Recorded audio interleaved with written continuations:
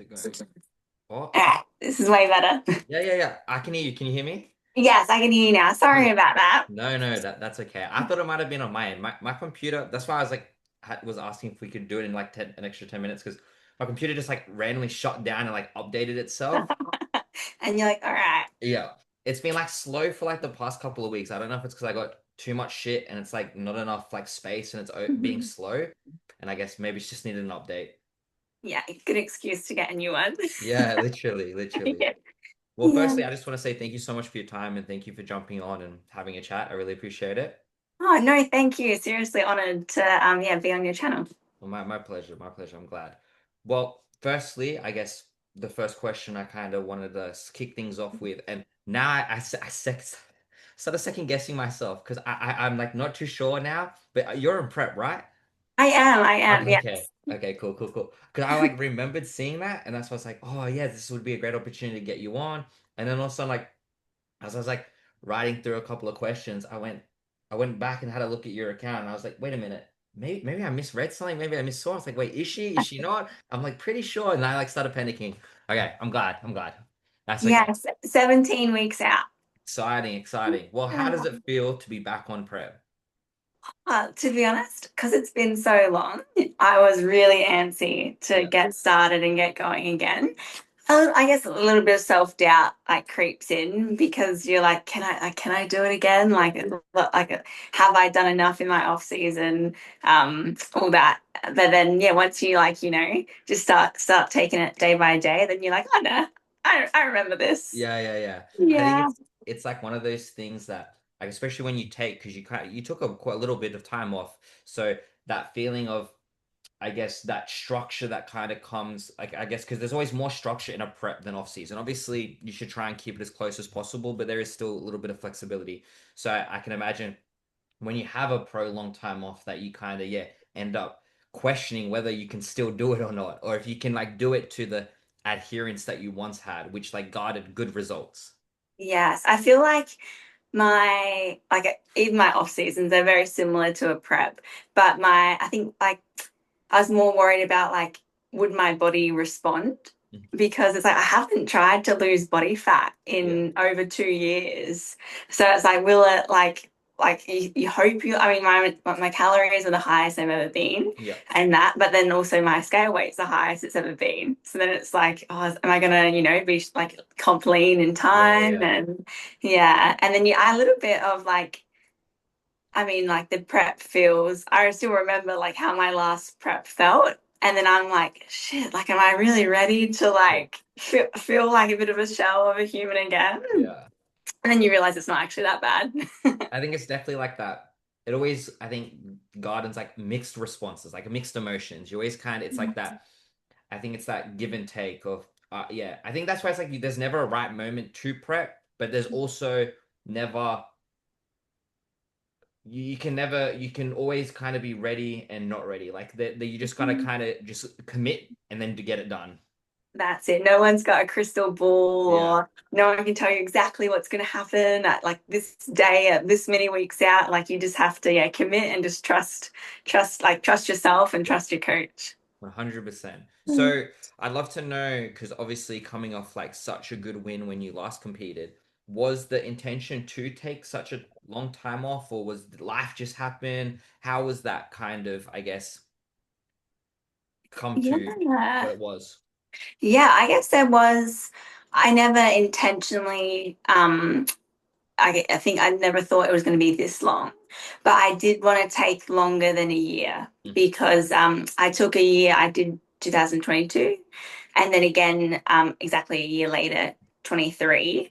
And I kind of thought, oh, yeah, I'd take all of 24 off, and then hopefully sometime in 2025, this year. And then, but like, just to be truthfully honest, I then got my boobs done. Mhm. And then obviously like trying to put back on some upper body size that I lost during that recovery. And then, but then I was very like, my recovery was very smooth. So super grateful that I kept working with Scotty throughout the entirety of it.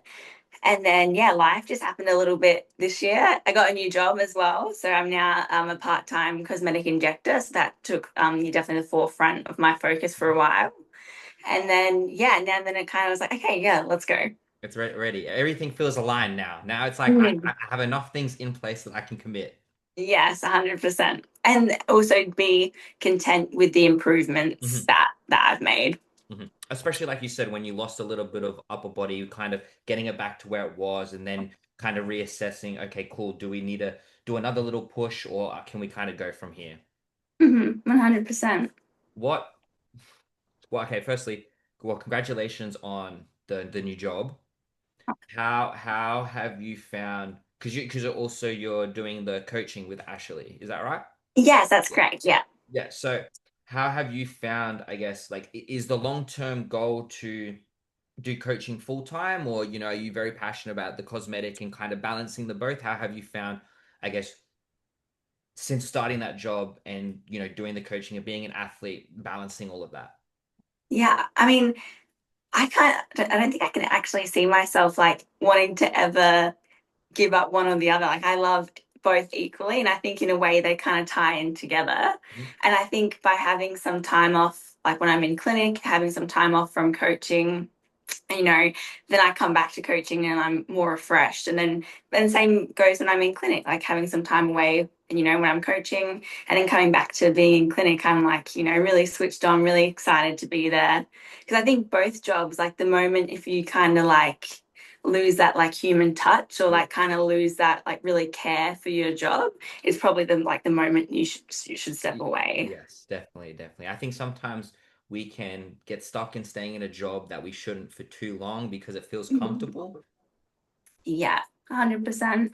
Do you,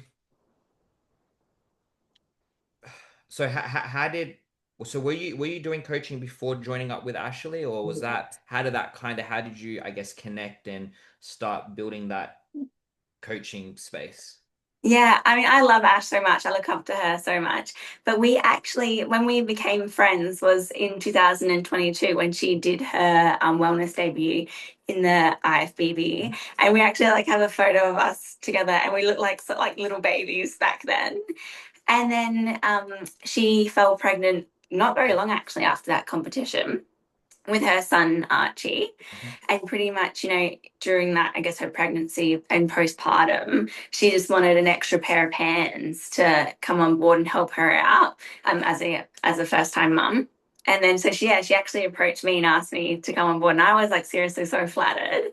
And I was coaching before I partnered up with Ash, but kind of like we still have our own separate platforms. So I use Kahuna with AK coaching, we use Trainer Eyes. So yeah, I still have mine separate and also the stuff I do with Ash. Oh, that's cool. So you're kind of really juggling a few things, but it sounds like you've also Yeah, found a really good balance where, like you said, you feel content. Like you kind of really content in all areas in life. 100%. I feel like where I'm at now, having become like a little bit more established in the coaching space, my clients are really aligning with me too. I'm not just, taking on any inquiry or, yeah. I think that's important. So I was speaking to Luke when I had him on the podcast, and we were kind of saying how he's same thing. He does security at a hospital, and he was saying that he does a little bit of coaching on the side, but he doesn't like all the what I guess marketing yourself as a coach has kind of become on social media, and he just doesn't feel the need to do that. And he was saying how in only not necessarily relying on the income from coaching, that like yeah, he's finding that he's having more people that feel a lot more aligned, that he gets to work with, and it makes it a lot more fulfilling because then obviously he has another job that he can kind of rely on for the income. And I think it helps like also deliver a better quality of service. Absolutely. And it happens so organically as well. Like Mm. if you're not, oh, okay, like Mondays, okay, is the day that I post my gym content, and then Wednesdays is when I post my like educational content, and then Fridays I post my advertisement. Like Yeah. it becomes so like people can see that pattern. Well, I Mm. hope people are a little bit aware of that and can see the pattern and see their strategies and just kind of like ask yourself like, are you wanting to like hire them for them, or like are you a little bit like it's just a lot of noise that they're creating in the industry? Yeah, which then kind of, I guess, that's how, not that it's a trap, but that noise and that repetition is psychologically how like kind of you get Yeah, brought into it. 100%. What do you think, how has, I guess, like working alongside Ashley and then also kind of having these clients that feel more aligned, how would you, I guess, how do you feel like that's, I guess, shaped or changed you as an athlete and also, but as a, well, we'll go as an athlete first, and then I was just kind of wondering also then, I guess, how have you feel like you've evolved as a coach? But we'll focus on athlete first. Yeah, I think a part of, like working with someone and also having my own brand, it's about like upholding a certain standard, like not, I don't expect my clients to, live that like and perform to the standard that I do, but like being a good representation for the industry, being a good representation for the sport, being a, someone that is trustworthy. So basically like emulating the person that like, I also look up to my coach Scotty, like basically emulating, those qualities that I really love about Ash and Scotty. I think that's really important. I think it's kind of like what you put out is kind of what you get back, and I think it's Mhm. important to make sure that you're setting that standard so people, like you said, like Scott's always kind of done been there and done that for you, so then you kind of have a good representation of how, because unfortunately it's, I think we live in a day and age where a lot of coaches still get a bad rap. Like I think we're getting better and there's definitely more good coaches out there now, but I think it's because slowly that standard is being raised. Yeah. Oh, I think I was also trying to find the word like as an athlete, I think I've like matured a lot under like Ash's and Scotty's guidance. Mhm. Yeah. Do you think that since, I guess, how do you, because I guess something that I think is interesting is kind of the take on being an athlete and being a coach. So Mhm. because you have, being competitive, you do have that high standard. How do you translate that? Because sometimes some people who don't compete are coaches. So how do you think that that kind of impacts the way that you show up as a coach, for your clients? Oh, that's a good one. Um, I think because I can relate to the feelings that they're going through, whether it's, how they're feeling physically, like if they're depleted, exhausted, had bad sleep, whatever happens, like I'm like, yeah, I've been there before. I can relate. Um, and then so being able to like give advice from both like a like a scientific and personal standpoint. And then what was the other parts of the question? Oh, it was just, yeah, it was just kind of like, how is it that you being an athlete, I guess, impacts the way that you kind of coach? Like you said, you feel like you can relate to them more, you can kind of understand what they're going through instead of just kind of not being an athlete.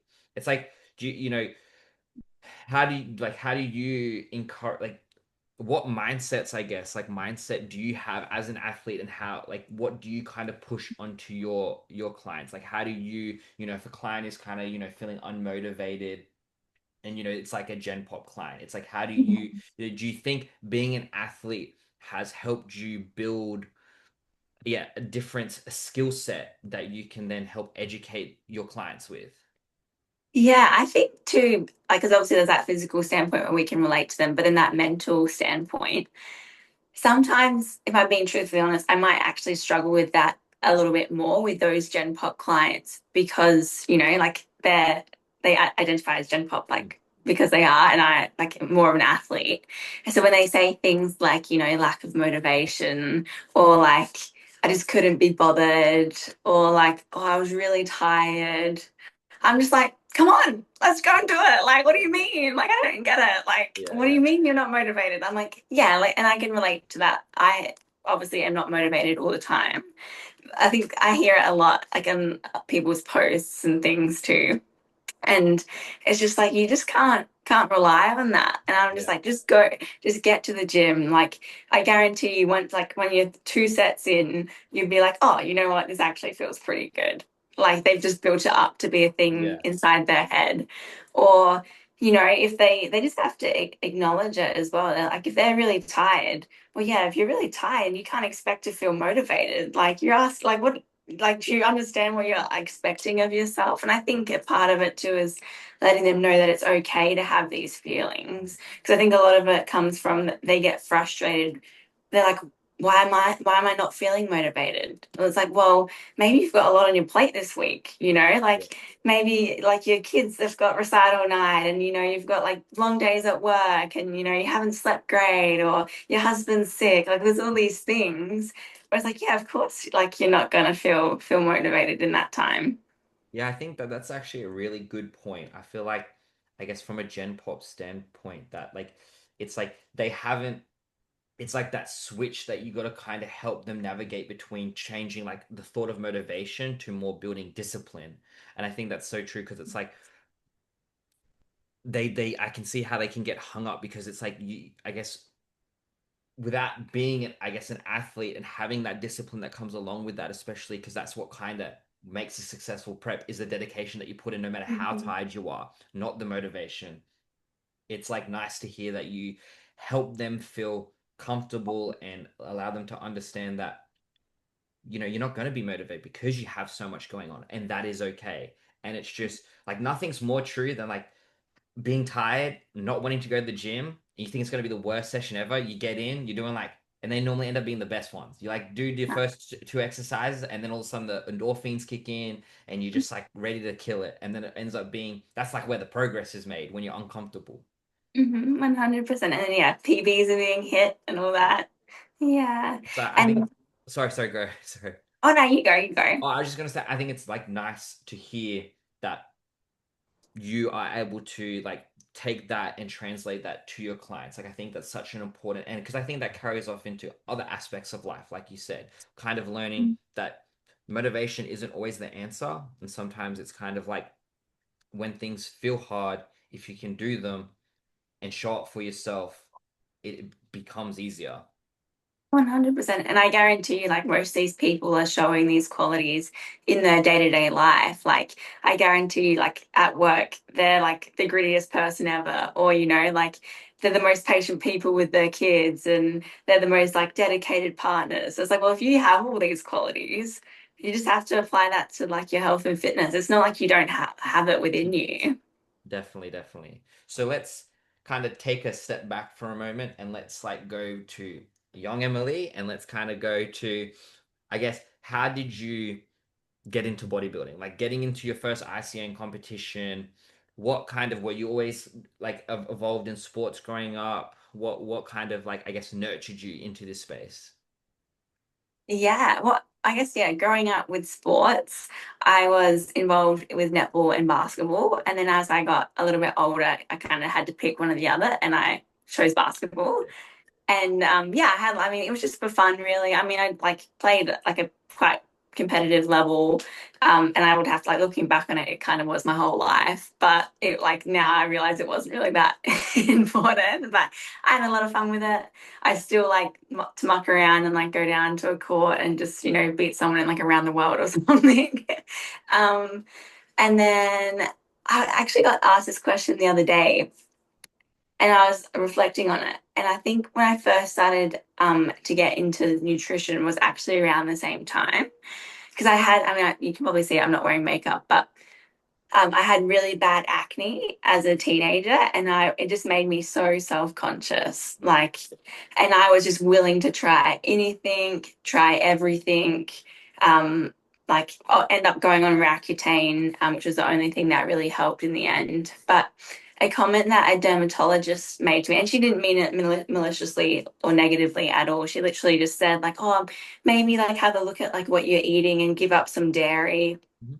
Things like that, it might help your acne. And then I just took that and I just ran with it. And I just researched and researched, looked into like everything under the sun. And I became really hyper fixated on it. I was like dairy free, gluten free, vegan, like it didn't happen all at once. It was very like progressively as I guess became more and more obsessive with it. But yeah, it got pretty like unhealthy, and it didn't obviously fix my my acne. um, and then, but and then yeah, after that, that kind of yeah sparked my interest in nutrition. And then with how I got into bodybuilding was I there was just these two girls that did it at my like one of the first gyms I signed up to, and they had like the photos up in the gym because they had one I think it was the swimsuit category. I had no idea about it at all, but I just saw them. I saw like how hard they were working, and I saw their photos, and I was just like, I want to do that. That's cool. I like that. I like that. I think. And Sorry, what were you gonna say? oh, it was just I was really flattered the other day because Christy, one of the girls that I looked up to so much, and like she got inspired me and got me into bodybuilding and like where I am today. She actually reached out for coaching, so Oh, it's done that's like so a cool. full 360. Yeah, Yeah. that's like a full circle moment. That's so nice. That's got to be like I think nothing is like more rewarding than like a full circle moment. It's kind of like feels like it's like just like it's like meant to be. It's like wow, that impact that I've made, that someone made onto me, I've now made kind of onto someone else, and it's like it's not even intentional. It just kind of naturally happens. Yeah, it's like yeah, this is where like I'm meant to be kind of Yeah, yeah, thing. that is so cool. Wow. It's funny. It's funny. It's like I relate to what you're saying because I played basketball too growing up, and I all the way from like I think 11 to 18, 19, and same thing. I played like state, and it was this thing of all of a sudden it's like I was like there was a season where it was like summer comp where it wasn't like it's like the preseason kind of warm up, just playing around. And so it's two footballers, they wanted to like do some sport because their football season was over. So like they came onto the court and they were just huge, huge. And it was and all of a sudden I was like I was like kind of getting like dominate is like the wrong word, but like kind of it was like pushed around a bit because of I was like lacking that size. And also Yeah. I was like, okay, maybe I need to like start like because getting into the gym and like maybe putting on some size so that I can like kind of hold my ground. And then all of a sudden it was like I just like kind of fell in love with it. And I was like, okay, well now I kind of have to decide, do I want to keep playing basketball or do I want to like put more of my time into like the gym? And so then that I obviously just I went, yeah, okay, I'm gonna stop playing basketball now to kind of focus on the gym. So it's always nice hearing another fellow basketballer, I guess.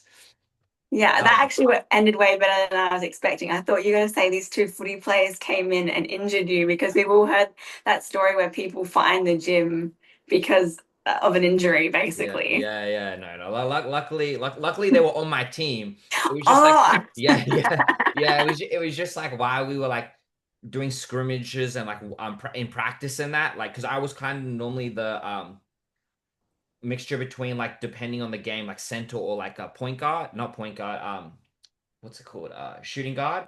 And so like one of them he was taller than me, so he'd be the center, and like every time like I guess like trying to do layups and stuff like that, just like kind of hitting this like brick wall and having to keep going. And I was like, this is like frustrating.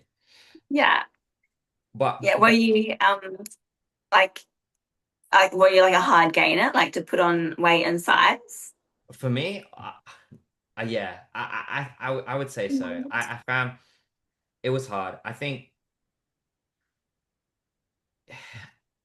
I didn't take the nutrition side of it as seriously as like at the beginning as I could have, and like I guess I didn't realize like the whole concept of having to really have to eat. And then when I kind of got more into bodybuilding and like understanding, and then like all that old school, like you just got to eat. Like you think about like Lee Priest especially, and like so all of a sudden like when I did like this like 6,000 calories for ages, and I got like way too fat, and I was like, no, this is terrible. And then I had to like kind of do a card, and then oh yeah, it's got I feel like I think when you first join the gym, it's such an interesting because I guess I never joined from a point of view of being like a gen pop. Like I kind of instantly kind of went, I like bodybuilding. So it was just kind of like trying to take that all in. Wow. So I never really kind of, I guess, went through that phase of, I guess, like experimenting or no, that's not the right word. It's funny. I've never really like thought about this before. It's kind of like, I guess, like, you know how like sometimes some people like, I guess, like how long were you in the gym for when like obviously you saw these people that you looked up to and you saw that they had competed, like, but how long in the gym were you there before kind of just, I guess, what you would consider like a gen pop person? Yeah, yeah, I definitely started off doing like the group fitness Yeah, thing yeah, yeah. and just the cardio machines. But then and so then I hired my first coach, but it was just that like first like 12-week challenge kind of thing. Yeah, yeah. But then and that kind of got me into weights. But at the same time, I was doing a lot of fitness training because I told myself I wasn't going to bring this up, but oh, I may as well say it. I then joined the army. Yeah, yeah. Yeah, and then so obviously whilst like I was away with that more weight training, but then Yeah. I still had to run and like do all like the boot campy Yeah, like yeah. things. And then when I got home from that was when I was like, okay, now it's finally time. Like the whole time I was away, I just wanted to bodybuild and Mhm. get a coach and take everything fully like seriously and dial everything in. But yeah, pretty much had to wait Yeah, until yeah, I yeah. got home. And then that's when I hired my first like prep coach. Yeah, yeah. And then that's when you did the ICN show. Yes, yeah, yeah. So my first coach was Emma Bowman. Yeah. And then when I realized I wanted to make the switch to IFBB, I was like, hang on a sec, this isn't going to work because we're going to be like up against each other. Yeah, yeah, And because she's a pro. Hey, she won a pro card. Is yeah, that who now I she's think? a Yeah, pro. yeah, yeah, yeah, yeah, yeah, yeah. Yeah, and she's a phenomenal posing coach as well. But then then that's when I jumped on with Scotty. And we actually then Emma and I actually were up on stage with each other. That's cool. Another like full circle moment. Yeah, I mean, well, she was incredible, she's Yeah, got so yeah, much yeah. muscle and That's yeah. really cool. That's cool. It's kind of you seem to be having like lots of little full circle moments, and it's like I think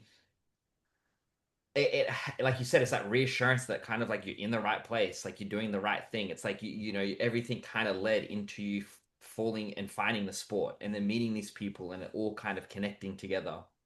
Yeah, like I look back actually, and I think I've had it really good. Like I've been so lucky that, everyone that someone's recommended, they've like, everyone's just kind of like pointed me in the right direction, even though I had no idea, Yeah. like heading into it.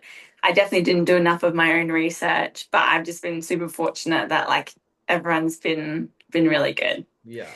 Yeah, because I remember how I hired Scotty. I used to work at Massive Joe's, a supplement store in Oh South yeah, yeah, Australia. yeah, yeah, yeah. And so I didn't know anyone. So I just asked Joe and I was like, who do you think's a good bikini coach? And then he recommended Scott Yeah, Goble. yeah. Well, Yeah, Scott's an amazing coach, an amazing bikini coach. Has a lot of athletes that have done a really good job. So you're in good absolutely. hands. Yeah, You've been. coming up like 5 years. Never look back now. So how has that kind of let's kind of dive a bit into that. So you've gone from working with Emma, doing the ICN. Was there any intention to ever do another like ICN show, or was it kind of like what's like the next thing? How did you kind of, I guess, fall into IFBB? And then obviously, like you said, you got connected with Scott through Joe. Well, then had you already decided to do an IFBB show, or No, no, I think I kind of just fell into it. Like I knew I wanted to keep going, knew I definitely needed more muscle, and all that. So I just kind of, yeah, just kept it was just more like the natural progression. I definitely wasn't standing like in my first show being like, okay, yep, and then next year I'm gonna do IFBB, and then the yeah? next year I'll do it again. Like it was never nothing like that. It just taking it little bit by little bit. What? Oh, sorry. Will you still keep going? The only thing I was going to say was that, like, I know there are some, very fresh, very like new competitors out there that have that mindset or like, okay, yeah, I'm going to do this and achieve this and get these placings and all that. It's like, well, you can't really control that. You don't know what's going to happen in your life. Like, you don't know who's going to show up on the day. You don't even know if you're going to enjoy it in 2 years' time. Like, just live in the moment and take it day by day and just, appreciate your hard work and, enjoy the little wins and celebrate them. Yes, 100%. I was speaking to someone that, which is funny that you said that, and it's like they're a pro, and they were saying to me that it was I don't know if they had it's like roughly quoting what they said was that it was kind of like they felt like they weren't um good enough to kind of do the IFBB, so they felt like they had to do other things first and like do well in that to then kind of move into IFBB and they still didn't feel like they were ready. But then after like I think 2 seasons, they ended up winning their pro card, and it's just funny because it's just kind of like what you're saying, where it's like I think you should. Obviously, I think a lot of people put the IFBB in a massive pedestal because it is like, that's the Olympia, that's like the big goal of anyone who kind of does bodybuilding. But I think you're right that you should not hold yourself back and just kind of give it your best. And if that title or the what's another way of saying it, not title, but that pressure of Yeah, the the pressure. federation like shouldn't necessarily allow you to think that you're not good enough, because like you said, you don't know who's going to be there. You actually never know how well you're going to do until you actually just give it a go and like Hmm. show up. Yeah, I think like the quickest way to like trigger like, anxiety and that is to start putting all this pressure on yourself and thinking like so far into the future. Mm. Like if you want to like, yeah, stress yourself out, that would be like the fastest way to do it. It would be like, I have to do this and this and this. And like just like it's good to have a long-term plan. It definitely is good. But like if we start like focusing on it too much, it becomes overwhelming. Yes, definitely, definitely. I think that's like where I guess our setbacks can come into it. Is like that pressure and that anxiety of wanting to meet. And that's what's hard. It's like I feel like it's like as much as the sport has grown over the past few years, I think there's now also become a lot of pressure on I have to do good, or Mhm. I have to look a certain way. And then people are missing, I feel like a little bit of the fun and the joy that was kind of what made bodybuilding what it was has been stripped away a little bit because of Absolutely. that. And looking into it too, it's like, well, who put this like is imposing this standard, like who put this pressure like out there? It's like, well, Mm. I only put it on myself, Yeah. like no one's telling you, like it's all the pressures and standards and expectations that we put on ourselves to do these certain things and look a certain way all the time and to achieve certain placings, where it's like so much of that is just out of your control. Like all you can control is your day-to-day effort. Tick those non-negotiables, and like the rest will fall where it's going to fall.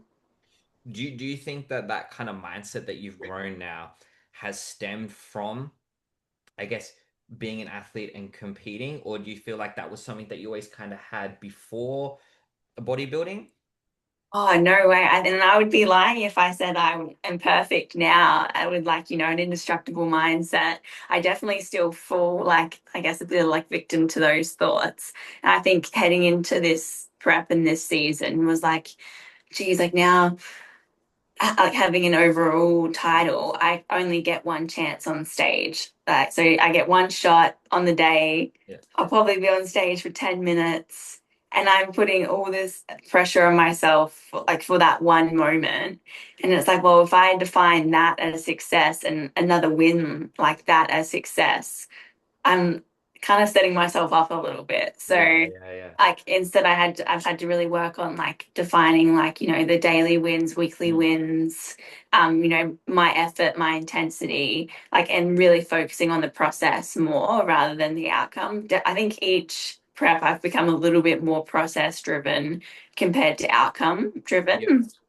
And now with only one chance on stage each show I do, I like it is even more of a reminder that I have to be process focused. Yeah. I think that's because that's great. That kind of leads into what my next question was how do you feel like you're coping better, or what is the way that you're kind of coping, like you said, the focusing on the journey and the processes and the small wins of that pressure of going, yeah, last time you were on stage, you won an overall. So it's like, you know, how do you kind of not fall into that trap of going, well, I have to win another overall to mean that it was a success and I did do well. Because like again, what we've kind of said is, for all you know, a whole different set of women can be on that stage next to you, and it's completely unpredictable. But you could still bring a better package, but not get that trophy. So how do you, outside of, I guess, focusing on the process and the journey and the small wins, is there any other way that you're kind of,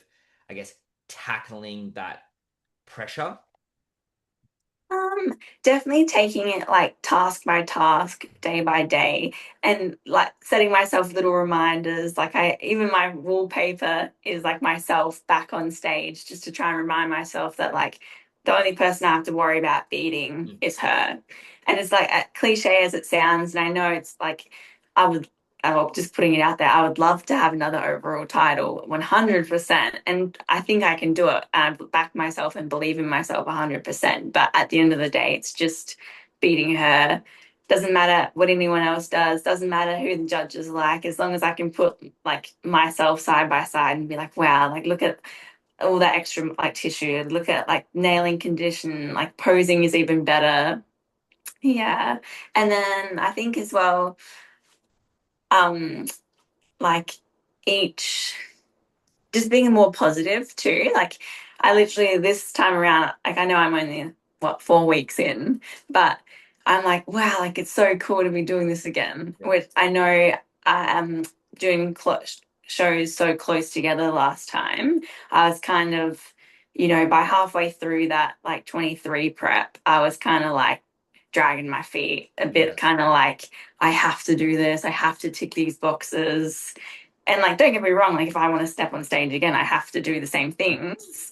But I have, yeah, definitely more of a positive outlook and super grateful to be able to do it again. Yeah, it's like that time away has helped you kind of reframe the way you kind of approach it because it's like so I read a post the other day and it was like, sometimes people should not be so concerned of like, doing seasons back to back because it's like all of a sudden when you really think about it, you're kind of non-stop dieting. You kind of like, you're dieting and then you're doing a little health phase and a little growth phase and then all of a sudden you got to now diet again and it's kind of like you don't kind of be able to build being able to be present within the journey and actually find joy in the process. So it's good that you've kind of been able to, I guess, feel that and now come out of it into this new prep and kind of, I guess, I wouldn't say maybe re-fall in love, but really just embrace it even more.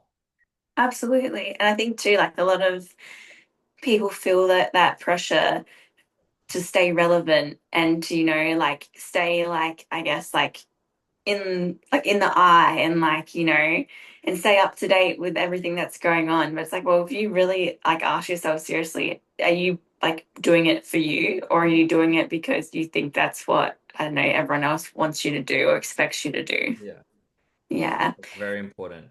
And at each prep as well, you develop like a new skill set as well. Like I've done meal plan, I've done macros, I've done like high steps, low cardio, I've done high cardio, low steps, I've done like there's all like different styles to do, and you're just like collecting like more and more data. And in your off season, it's more and more data. You're finding more and more out about your body and what works and what doesn't, and like your tolerance to stress and like all these things. Like if you don't take time off, you're not gonna, and you just keep doing it one way, you're never gonna learn. Yeah.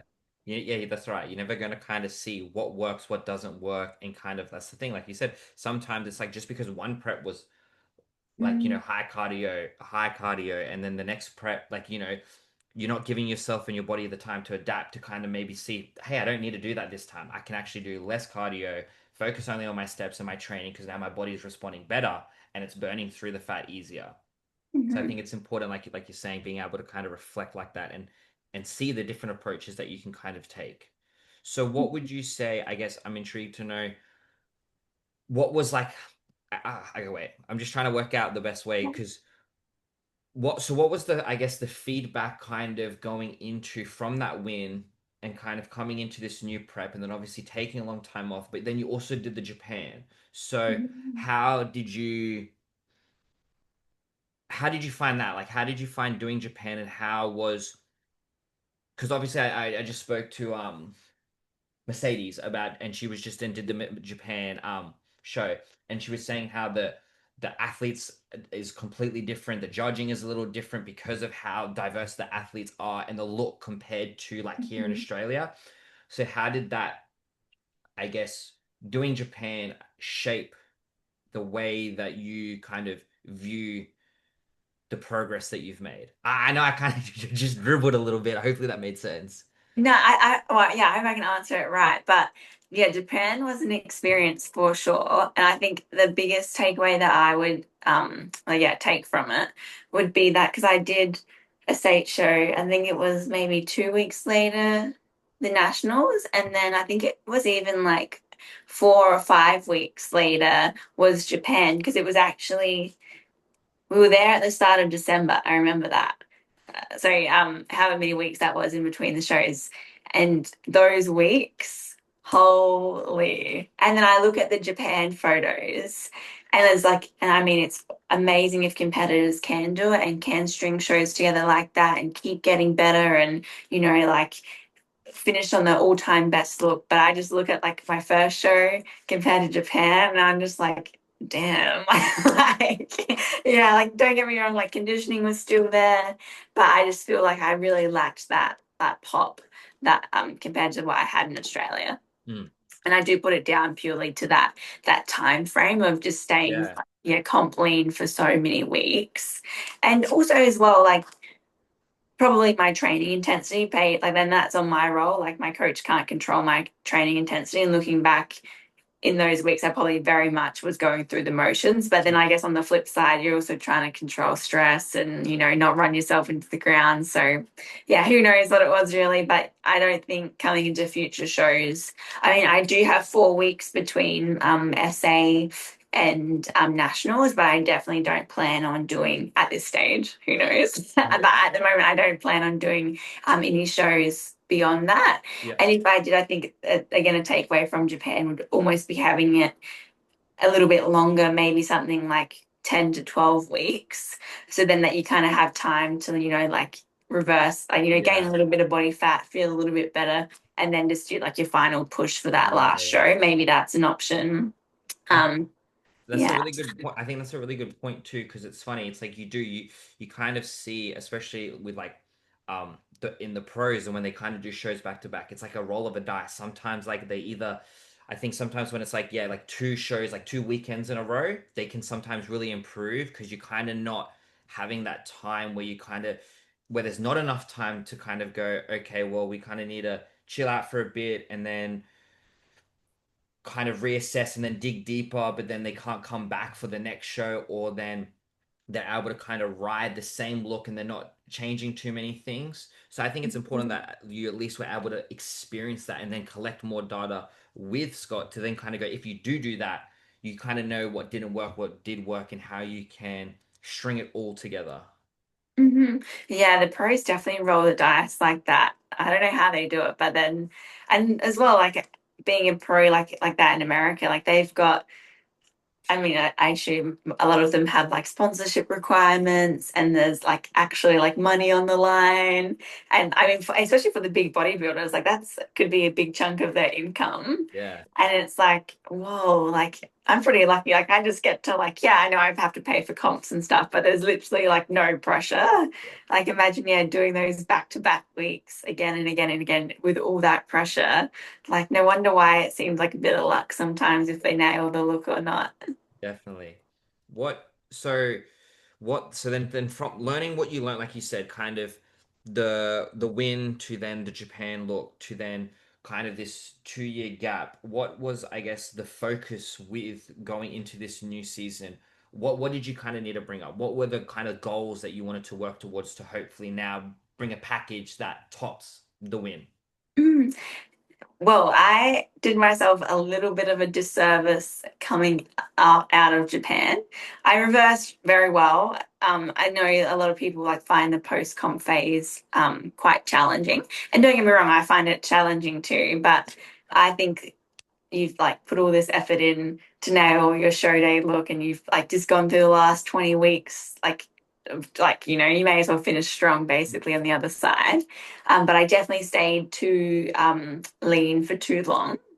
um and that would be yeah on my part, but Scotty like helped me navigate that really well. He knew where my mind was at and never kind of like pushed me beyond what I felt was comfortable with. Um, and then after that, when we got into like, yeah, proper growing, um, basically just everywhere. Definitely, I think that if I had to say my most stubborn body part would have to be my hamstrings. So I definitely hope to be on stage with some hamstrings this time. And yeah, literally just yeah, big everywhere. Mm, Yeah, whilst keeping, things that I guess my strong points, so like tiny waist, yeah. yeah, nice taper. Yeah. So so as you said, this was kind of, how did you, as you said that this is the first time where this is like the heaviest you've been. This is kind of, I guess, you really pushed to that, hopefully that uncharted territory that will then reap the results that you've wanted. How did you kind of find this process? Like, would you feel like this has been the most at like optimal off season that you've had compared to ones in the past, or is it kind of, because it like 2 years is a long time. It is and it isn't. So it's kind of like, how have you? Did you feel like you've done enough? Like, how has being in this new territory kind of been? Yeah, well, I'm still now sitting in uncharted territory. Like I started my prep over 9 kilos heavier than my last previous start point. Okay. Yeah, so yeah, I started last for 23 around the 57 kilo mark, and this time I was 66.6 kilos to start. So yeah, being a lot heavier for me, Yeah. which I would love to be around the 50. I think being realistic around 52 kilos on stage would be pretty good, So and how much up would that be from when you last stepped on stage? that would be 3 kilos up. Yeah, that's pretty good if you can like maintain that and then have that even a sharper look would be, even like, then it's like definitely kind of all come together. Yeah, and then it would be another through like if I don't know 180 360 moment because 52 kilos was my first ever stage weight, but obviously totally not Yeah, yeah, conditioned. yeah, yeah, yeah. If That's I was cool. 52 kilos again, that would be pretty cool to pop a side by side up. Yeah, yeah, yeah. That's exciting. But yeah, so yeah, who knows what it will be in the end if it's around 52, 53. And but to be honest, that's me being a little bit ahead of the eight ball. Scotty hasn't even mentioned anything like Yeah, that yeah. yet. It's Yeah. still early days, still early days. Yeah, 100%. Yeah, and I don't know. I don't personally. It's not that I don't believe in them. I just don't really find a need for them, like things like DEXA scans and that. So I don't know. Although I'm starting 9 kilos heavier composition wise, I mean, in side by side photos, like composition looks pretty similar, like levels of body fat. But how much is it muscle? How much is it body fat? I guess you never really, never Yeah. really know until you diet down. That's right. That's right. Again, it's like, it's funny. It's like we all try to be so calculated within bodybuilding, tracking like every little variable, making sure everything's progressing. But then it's still kind of really like, you're never gonna know until you get back into that like fat percentage and on stage to really go. Did it work? Did it not work? Did all the variables like make the improvements? Yeah, like I've had some competitors say, like, competitors that do measurements and stuff, oh, yeah, I still need to lose 4 centimeters here. And I'm like, how do you know? Like, yeah, how do you know what that's going to look like? Yeah. That's crazy. I remember like when my friend first did his first show, he and then compared to like the, because he changed coaches, but I remember like when he first did it, yeah, first show, they were doing like DEXA scans, Calipers. yeah, they're doing all the different Brutal. measurements. And so he was getting like all this data, and then when he like moved on to the next coach and did the second show, didn't want to track any of that. So it was like this whole Yeah. weird mental game of him trying to work out like, how do Mm. I, how do I know that I'm going to be better, or am I going to be the right size? Because he's like was comparing these numbers, and it's like, no, don't worry about the numbers. It's about the look. Like, we're going to know by the look when you step on stage. 100%. Yeah. Like, Yeah, that is like it becomes like information overload and people get a real and I mean one thing it could be good for is motivation for mm, sure because people kind of get like a bit of like a kick from it like oh look at my body fat percentage and they like gives them like a bit of a kick to keep pushing mm, but yeah I think but then on the flip side it'd be like oh my scan like it said I didn't gain any muscle like you know what I mean it's like well look at you like you look yeah. way better so it can go both ways. It's so true. I remember for myself, like I hadn't weighed myself for a while, like a year or so, and I was just like letting things like happen. And it was funny, like it was like the first time where I was just like, oh, you know, maybe I should start tracking those little variables again. So I like started stepping on the scale again. And I was so shocked to see like that the weight that like I was like 95 kilos again, but the 95 kilos that I was compared to when I was last 95 kilos, like visually completely different. So it was like Mhm. it was almost kind of like I felt like because it got to that point, like that's something that's always kind of communicated that scale weight is not everything. And I feel like that's something where I think Gen Pop kind of really it gets Yeah, to them and they like hold on to yeah. it too much. Yeah, but because they're Gen Pop, it's like no, scale weight kind of is everything. Like with that. Yeah. I mean that with love. I don't mean it in a nasty way, but they do. It is sold to a lot of, people like to throw that around on social media for sure. But once you start like doing like serious like recomp phases over like what you said, you didn't weigh yourself for over a year. Like that was a year of consistent hard work. Yeah. Like it didn't happen, in 2 months. What I think what was no, I guess sorry. Let me start. What I guess from like you said, kind of having so many full circle moments and kind of meeting people and connecting with Ashley and doing the coaching and working with Scott for 5 years and kind of coming into this new season, what is something that you would say has changed about you or you have kind of learned, I guess, since like being in this community, being in bodybuilding? Like what I guess what do you feel like bodybuilding has given back to you? Ooh. When you first started asking the question, I was going to say something about like just having time in the game. It Yeah. gives you so much more perspective. Like you really, like what's important and you stop like, I think you get a little bit better at, not comparing yourself to others and things like that. But I guess over all this time, if I was going to say what bodybuilding has given back to me, it would seriously be like come down to like a sense of self confidence, because each day you're just like keeping promises that you make to yourself. Yeah. And I like to think that even if I like didn't find bodybuilding, like I would still be like, a hard trainer and things like that. But it really like, again, when motivation hasn't been there, because it's not always there, like it's given me something like something to fall back on and being like, no, these are my systems, this is what I do, this is what I love. No matter what's going on, like whether it's like a really stressful time or life's great, or like it just gives you, yeah, it's given me so much confidence. And I think as well, like bringing back like my whole like, acne problem and like thing that I had growing up too, like it took the focus away from like how my skin looked, how like my face looked, and it became, about my performance, my intensity, my dedication. And when you stop like, again, you become less and less outcome focused and more process driven. You just love it even more. Yeah, yeah, definitely. I think it's like helps. It's like that. It's funny when you talk to someone that doesn't understand or do like bodybuilding or like is like new to it. It's like they don't realize one, I guess the effort and the structure that like it creates. Well, I guess the effort that it takes, but then the structure that it can bring to you, and then how that can just apply to every facet of your life, and how like I guess so important. And I'm sure you find that with like Gen Pop clients too. It's like the biggest thing that they kind of lack is not is understanding that they just got to create a better structure, and then Hmm. how that better structure can then have a domino effect, and everything Hmm. kind of come together. Absolutely. Yeah, and like thriving off the routine that you Yeah. you create for yourself.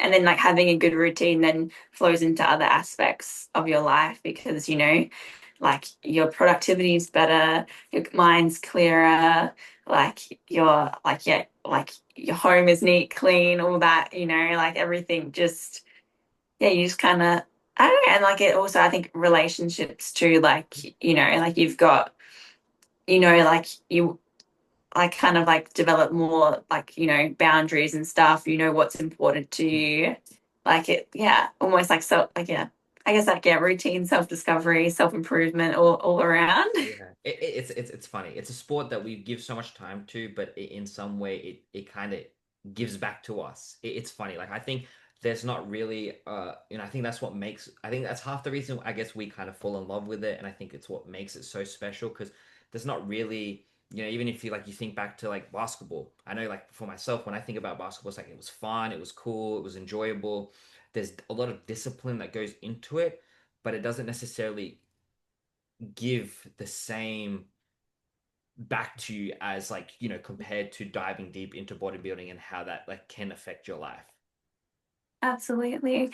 And I like, and one thing is about like the community as well. It's a different, like when like all competitors kind of have like a bit of a chip on their shoulder. Like you just get each other because you've both been there Yeah. before.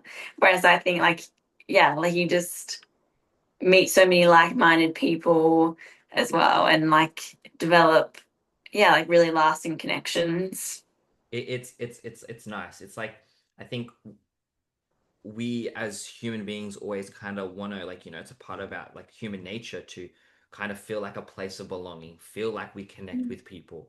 And I think that it's another good thing with obviously, everything has its ups and downs, but I think like you said, as a community in bodybuilding, we are all, and especially if you are an athlete,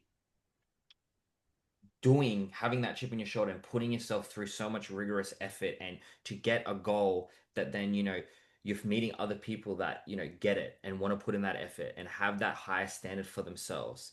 And then you can kind of all grow together and like you said, you feel like you belong. And I think that's really nice. Yeah, and I all learn from each other as well.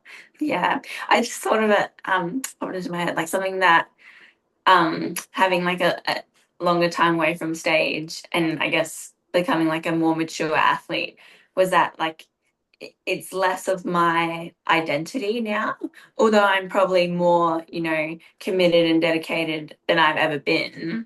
But actually, well, I've, always given my best. But like now I'm like, am the coach and like am the injector and like, yeah, like bodybuilding's a part of like my life, but you kind of like get better at like, oh yeah, this is like what I do, this is what I love, but it's not like your identity. Yeah, yeah, yeah. I think that's so important. It's like you said, it's a maturity that kind of comes along with the longer that you do it and then having that balance. I think sometimes some people don't have that balance in their life and then they do make it their identity, and then that's when so much pressure comes into it and all these other, I guess, negative mindsets can start to grow, where having that balance and feeling like, it's not it, you're always, like you said, always going to put in 100% effort, but it doesn't consume you negatively, Mm-hmm. that then you can kind of become a better athlete and you know get the results that you're after because you're not obsessed in the wrong way. Mm-hmm. Absolutely. Yeah. And I like to think, yeah, Ash and I encourage our clients, to have that balance as well. Because it's Because important. otherwise, like, the stage isn't going to be as much as I love bodybuilding. I know that like e- every day, sorry, every person one day has to retire. So like, if you neglect all these other aspects of yourself, like, what's going to happen? Like, I mean, like, God forbid you could be forced into retirement tomorrow. You're like, you don't Yeah. know whatever's going to happen. So always, having a good, although bodybuilding brings you like a good sense of self-worth and confidence, kind of like if it was to like, leave you tomorrow, it wouldn't be like the world is The end of the ended. world. I think Yeah. that's so true and so important because it's like, yeah, you're right. It's like it can take just one injury and then all of a sudden like you could be off for 5 years or you could be completely have to retire. And it's like if you've got no, but it's a backup plan, but no, nothing else kind of going for you. That's when that depression can kick in, feeling lost, not knowing kind of what do I do now. So I think it's nice, and it's nice to hear you have found that balance. And then I think it's good that you're being able to share that for anyone listening to kind of maybe see and reflect, do I have that balance? Where could I maybe shift things but still be the best athlete that I can? Mm-hmm. I think that's important. 100%. Yeah. Okay, one last question to kind of wrap things up. What would you say is your current like life mantra? Like what would be, I guess it's like not, well, okay. what is your current life mantra that you kind of, where what are you taking into this prep? How do you kind of attack every day? And then what would be the advice that you would give to anybody listening to accompany that? Definitely heading into like each day this time around, I'm like just giving everything 110%, like leaving like nothing in the gym, training harder than I've ever trained, being more meticulous with hydration, salt, meal timings, um, just yeah, like being the best athlete that I can be. Um, which I mean, looking back, I probably didn't have this right skill set either. Like training intensity, that's such a skill. Like, 2 years ago, I thought I was training my hardest, but I'm like, you develop that over time, and get a little bit better every time. Um, and so what was the second part of the Oh, question? it was just kind of like, what advice would you give? Like, it doesn't have to be bodybuilding related. It's just like, what advice would you Yeah. like to wisdom to part on to anybody listening that they can, take away?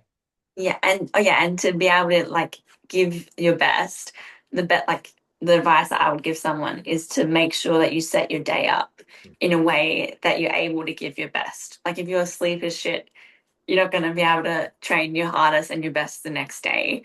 Like if your schedule's all over the place, like we'll work out when's the smartest time to get your meals in. Like if you forget your water bottle like at home, like well, make sure you go and buy one like straight away before you end Yeah. up like super dehydrated. Like, just little things like just be super organized, set your day up, set your circle up. Set your plan, set your systems, and then it makes executing at your best that little bit easier.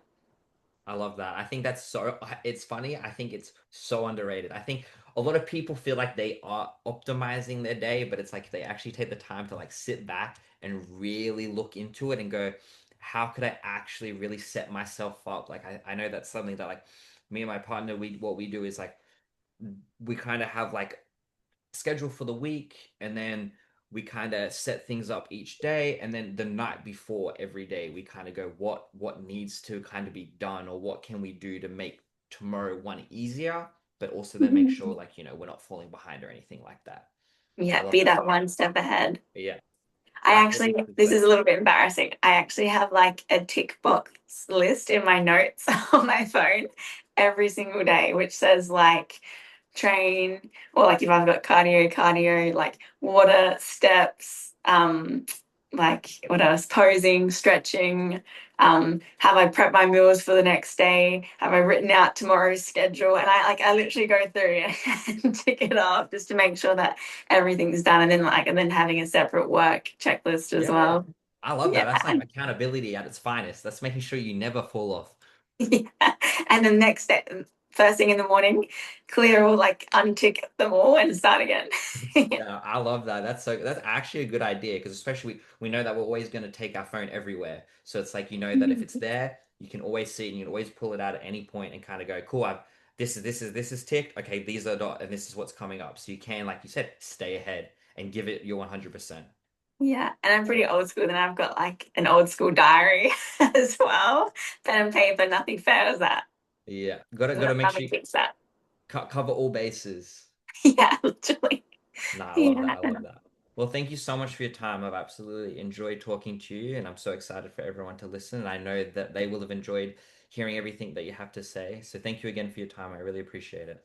Oh, no, thank you for having me. And we'll have to, yeah, maybe hopefully catch up again before or after season 8. Yeah, definitely, definitely. That'd be awesome. Yeah. Thank you so much again. My pleasure. Well, enjoy the rest of your day. Yeah, you too. All right. See you, Jane.